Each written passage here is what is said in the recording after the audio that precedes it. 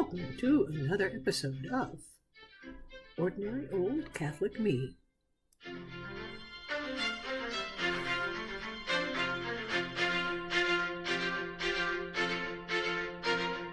But start this New Year's Day, January 1st, 2025 episode with the reality of what happened overnight in New Orleans and the 15 people that were killed by a terrorist and 30 or more injured, and also a Cybertruck explosion outside of the Las Vegas hotel of Donald Trump. We human beings seem to need to ruin everything constantly, and it's such a depressing thing. And it makes it hard to even begin the new year and have much hope.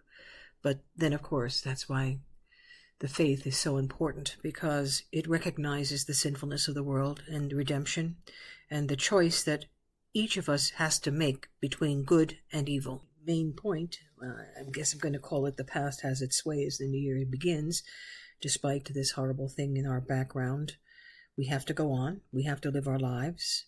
Hopefully the rest of the year will be better than this first part of it, this first day of it, this first few hours of it. I've never been much of a party girl when it comes to New Year's Eve. I can't say that I've been much of one overall. It's one of those things that in the past I'm about to revisit. When I was young in that past, I considered I had missed out on. Even before I returned to the Catholicism into which I was baptized and left during the wild years of the 60s and somewhat less wild ones of the 70s, I always tended towards, shall we say, in a non-political way, but also in a political way, the conservative approach. And there were times that I felt like the odd girl out. It may be a moral truism that one does not follow the crowd, but when you're young, it's a lonely life when you don't. Oh, it wasn't that I was some kind of saint. I wasn't. I'm not now. It was sort of the way I was built and nurtured. A lot of it was more about fear in every form, social, psychological, and moral. I suppose fear dogs everyone, but we each have our own breed of it. Out indulging in the secular triad of sex, drugs, and rock and roll. Okay, there was a little rock and roll, mostly pop, if truth be told. I did usually go out for New Year's Eve with friends most years. A few of them, I returned to my native place, New York, but mostly it was here in L.A., In the last several years, it has been to a nice dinner and maybe a movie. But this year, the last day of 2024, found me at home, recovering from a second cold-like thing, doing a bit of daily prayer, watching old Gunsmokes and the more recent Smallville, showering and thinking about this podcast, which I haven't done in quite some time, so much time that I have had very few hits in the last couple of weeks. So, back to that past I'm revisiting. We were all told as kids that as you get older, time passes faster. That's surely been true. When I think how quickly the last 20 years have elapsed, I get a bit of a chill and a reminder to pray that I persist in my faith, which, well, is a Herculean task, because I know that I will be lucky if I have that much coming to me going forward. To say I'm concerned I won't be ready, spiritually speaking, is an understatement. I'm a little comforted by the fact that folks way younger than me are also noticing the zip of time. Probably it is the reality of technology that has compressed everything, including our very activities, our very selves. Teresa of Avila wrote the following. I know you've probably heard it, probably even on this program, probably long before this program.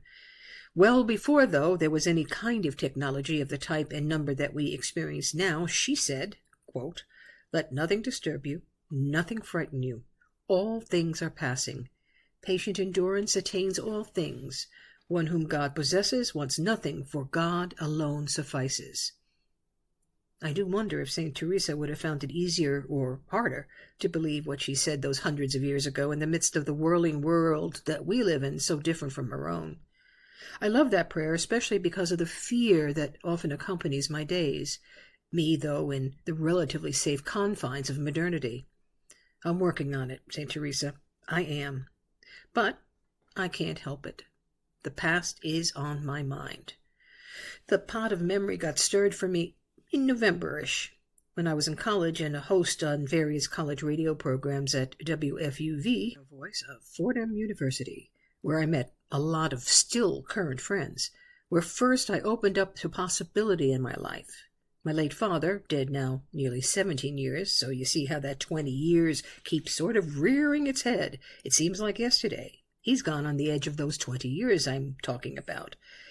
He used to put on tape on reel-to-reel equipment my appearances and those of several of my still friends.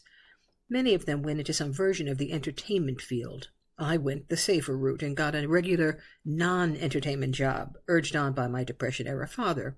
But I knew he was right in terms of the practicality of life.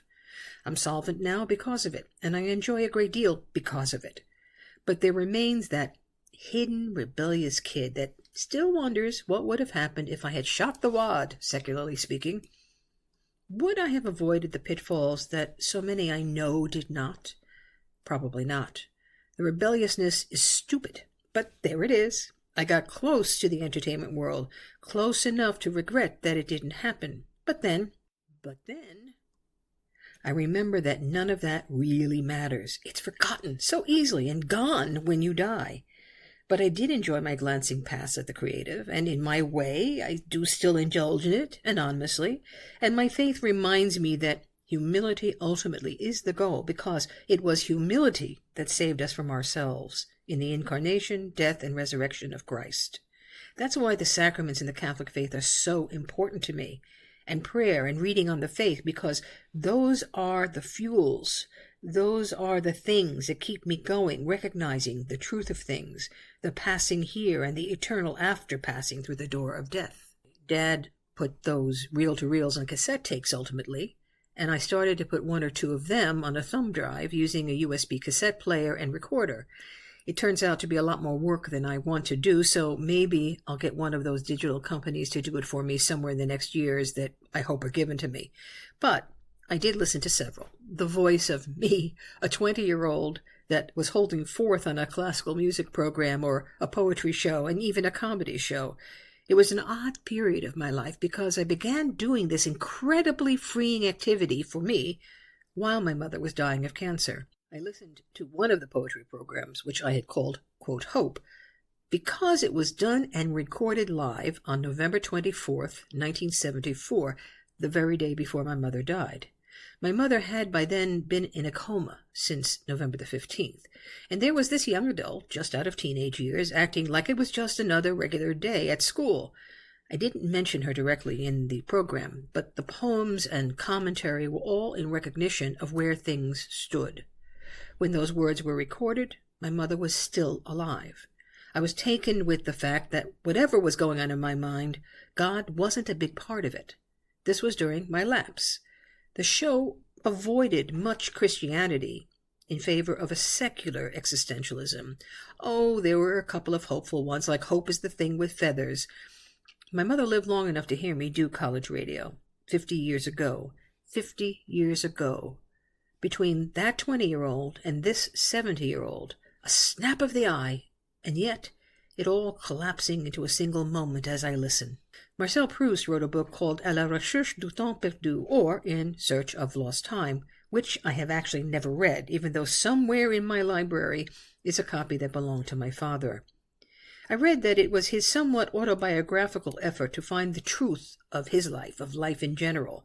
I guess that's a little bit of what I've been doing here in light of my reconfirmed faith that I returned to over 40 years ago. There was a little bit, too, I admit, of trying to recapture something that is long, long gone, merely in the act of listening to it. Would I have left New York had my mother lived? She didn't practice her faith. Dad wasn't then Catholic or anything really. I came to California and found my faith. Would I have found it in New York? Would I have refound it in New York? I've always felt, despite constant complaint to him about this or that or the other, that God has had his hand on my back. The very job I ended up with was the only one I could psychologically tolerate as an attorney. He knew that. I know he knew that. When I was first here in California, and I either had or rented a car. In the beginning, I didn't own a car for about 14 months until I got my life sort of settled. But when I had a car and I had a radio, there was a song that would come on fairly frequently that was from The Greatest American Hero, a silly television show that I actually watched, of course. I watched a lot of silly television shows. But this song began, I think, Believe it or not, I'm walking on air. I never thought I could feel so free. Called While You See a Chance. And when I would hear them, I had such a sense of possibility for my future, even though I had no idea what it was going to look like. I hear those songs now and they make me smile wistfully, and yet they bring me back to that moment of possibility that I had as I drove along. I've passed all sorts of places of late where I met up with certain people, where I did this or that had endless possibility at the time, earthly possibility, and it's already all gone, if that makes any sense. I miss it on one level, but I'm also ready to let it all go. I'm sort of in the middle, I guess, huh? And people, lots of people who are part of that possibility, they're gone now. Then it all seemed so permanent. And of course, no surprise, it wasn't. And more in these last few months, so many people are ill or aged, or both. They are crossing my path more and more, some needing help. Landmarks of my and other lives. And they are passing too, reminding me of myself as ephemera here. I know that this is not the end, but as I cannot see the tangible beyond here, I remain a bit, shall I say, forgive me, distrustful of my God, who has had his hand on my back. I pray every day for the grace, for me to accept the grace to change that attitude. St. Jude, St. Joseph, I ask for their intercession. And I pray directly to the Lord himself. When I am clear-headed, I know he is working on me, but then I am not so sure. The past got stirred again between November and December, this now ending year, when a stalwart friend, precisely my mother's age, had she lived past 48, went into the final stages of her life on earth. Una, an immigrant from Ireland, my mother was first generation, my grandmother was like Una, an immigrant from there, had 98 extraordinary years, raising 8 children on her own and inviting so many of us as her extended family. I remember that first moment we became friends when I met her at St. Victor Church. She wasn't quite ready to invite me to the cottage at the corner of Orlando Avenue, but she felt comfortable enough to invite me to have a cup of tea with her at the International House of Pancakes on Santa Monica and Holloway, also gone this year after decades in that spot. Thereafter, I was invited to the house for family dinners and parties, the only place I ever just dropped in because she insisted that is how she wanted it.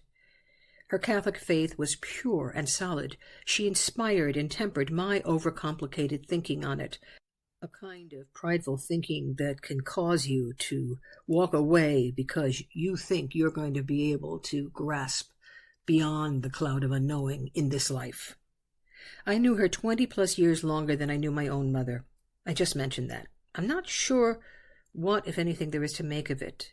Her passing, though, now rather puts a kind of period on a whole part of a lot of lives, including my own. So what's this short program about? This first day of 2025. What am I trying to do? I'm really not in search of the past. It's there. It's part of me. It's an old story. Nothing stays the same. Nothing, no one.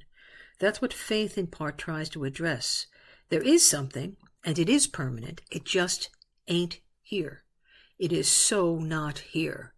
And I suppose that crisis of last night, this morning, shows just how not here it is, and how dependent we are on something that we resist, God, a creator.